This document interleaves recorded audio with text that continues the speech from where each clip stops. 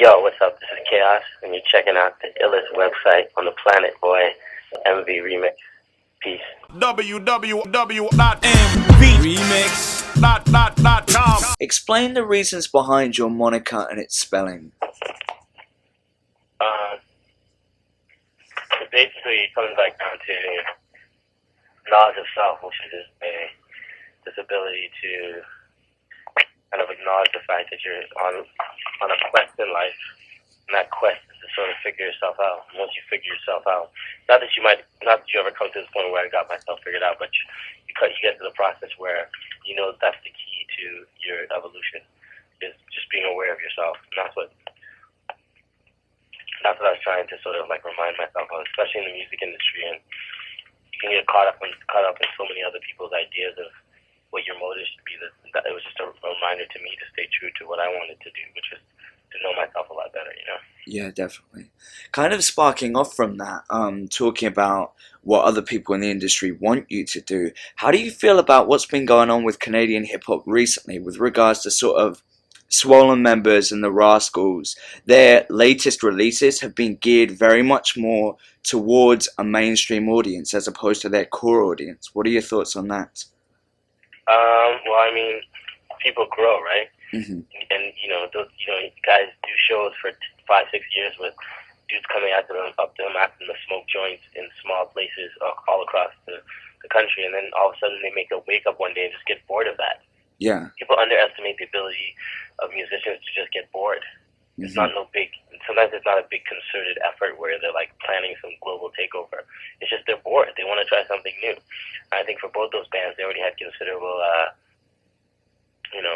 mainstream success. Yeah. And it was just time for them to try something new. And it just so happened that doors were open for them to try that type of music.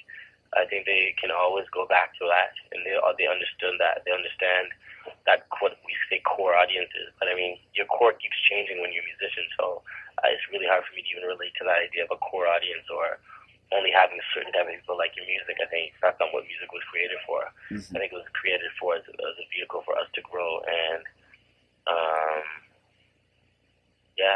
and so sometimes people just grow out of their old personas, you know? Cool.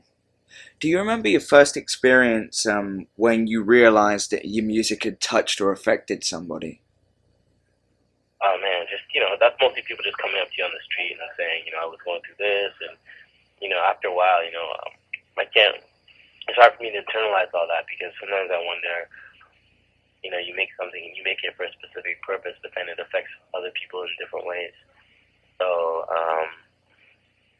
I don't know. I think that's the hardest part of this whole thing. It's just trying to keep your head on about what you're trying to do and not just get caught up in what everyone else thinks. It's great and it's beautiful and it's nice that people listen to my music and they're like, I love it, or they have some deep personal comment to associate to it. Mm-hmm. But I think more than anything, you have to maintain your relationship with your music, and as long as you do that, ironically, people will keep relating to it. Yeah, definitely. It's kind of strange. It's weird what people take out of your lyrics sometimes or out of your songs. It's almost like you took that from it. That's Mm-hmm. cool. That's cool. It's enlightening in a way. Yeah. Now, your stage show is quite different to most artists. Who influenced you to perform the way that you do? I guess everyone from Bob Marley and the Roots and the Fugees to any band that ever rocked, Led Zeppelin, Michael Jackson, people who had live bands and just really went for it and played music. Yeah. I think hip hop is cool, and I think recording artists is one thing, but live performers another. There's no the tools of illusion. When you're doing a live show, you can't do certain things. It's just kind of more raw. So I've always approached that experience of being as raw as possible and just giving people my vibe. And I think the bands I mentioned, like Bob Marley and the Police and the Fugees and the Roots, all do that. Cool. What are your thoughts on George Bush being back in the office? Hey, I mean, it's what America wants more than anything, right? Mm-hmm. Like people talk about George Bush in a vacuum, like he nominated himself and voted for him. That's what America wants. So I guess their destiny will be a result of those decisions. Yeah. I can't really judge. I don't know the master plan. as far as the universe or God or whatever people want to call it. So this all could be a part of the plan. I don't know. I just kind of just try to concentrate on my behavior. And kind of the cool thing about that is because he's got a lot of morally void ideas and economic ideas. It's kind of like if a snake is in a room with you, you know, you're kind of way more alert because you know it's in the room with you. Mm-hmm. I think it's gonna wake a lot of people up, and the more introspective and thinking people will be, you know, stimulated to do even more thinking because now there's this thing where there's kind of a threat. So it could be a good thing as far as alertness and people's awareness because now everyone's going to be looking out to see where they're at and what they're contributing to, you know. Yeah. What about the youth voter apathy that is now basically a widespread problem in Canada with a lot of people just not being that interested in participating? What are your thoughts on that? Well, that's a statement on society too, right? It's like people are disappointed in the system and they don't think that the system works. So that's what it is. That's just another sign of where people are at. It's not something to be liked or disliked. It's more of like something that's being. It's like a pointer. It's like something that people should take in as a reality and statement on society more than trying to judge whether that's right or wrong. It's just the fact that exists says a lot about where the human race is on an evolutionary basis, you know. Mm-hmm. Now, have fun with this one, right? A la Fight Club. If you could fight any celebrity, who would you fight? Any celebrity at this point right now? Yep.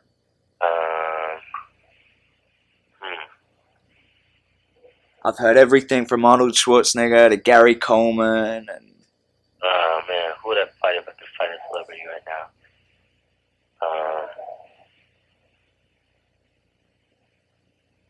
I don't know. That's hard to say. I'd probably, you know...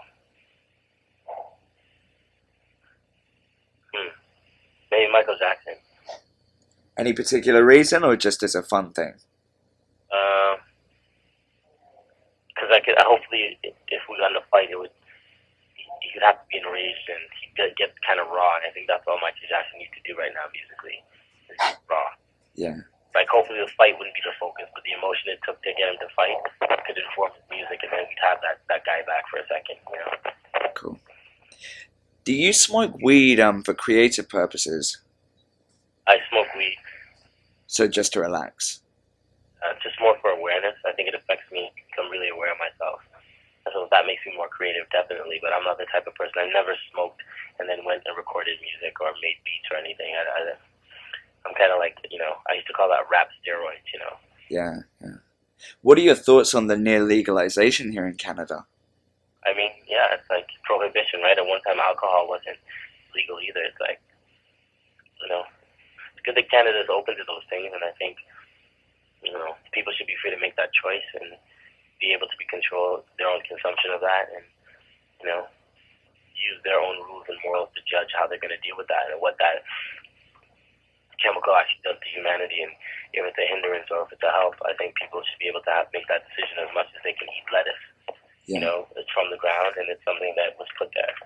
But, you know, I just, you know, I think the more that, you know, you put a big emphasis on that, it's like, the more you make it into something of an issue where it's like, it's really just as a herb, you know what I mean? I really think that it's kind of weird that we weren't, you know, that it grew from the ground and that it was sort of outlawed in the first place. It's really a natural form of spice, you know, herbs and spices. I've had it in food before and not even known until an hour later when I felt like a kind of response to it. So I just think it's a good thing that people are getting the choice to choose, you know. Definitely. What are you currently reading? Yeah. What are you currently reading? What am I reading? Oh man, I just got that Bob Dylan Chronicles biography. I haven't really jumped into it yet, but it was given to me as a gift.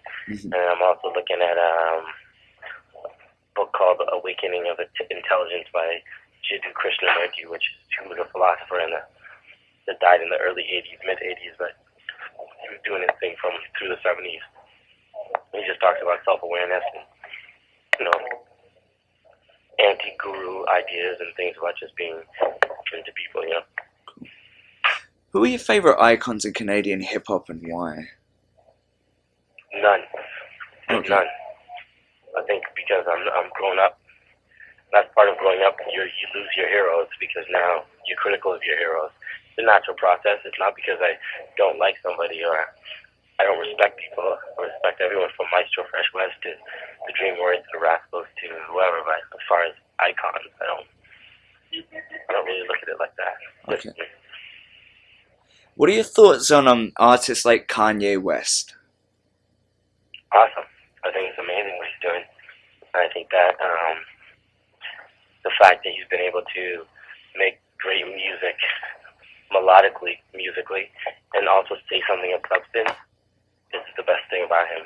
Is that he's tapped into it, and also his ability to sort of like fuck with the convention of contradiction and all that stuff, and embody, be more of a complicated human being than just either really good or really bad. He's kind of like, if you want to call it good and bad, or being righteous or whatever. I think he's like Nas. He does a good job of covering both sides. Yeah. What has been your favorite album of this year? Favorite album this year? Yeah. Probably the Metric album, band called Metric.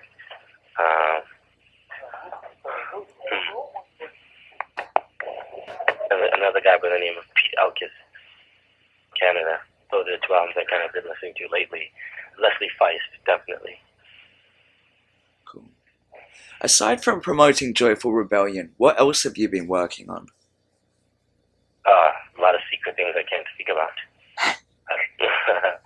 Okay. But it has to do with getting together with a friend of mine, another MC, and we're starting to write an album together of just more hip hop material, stuff that's more straight ahead, more obscure, more lyrical, way more lyrical, and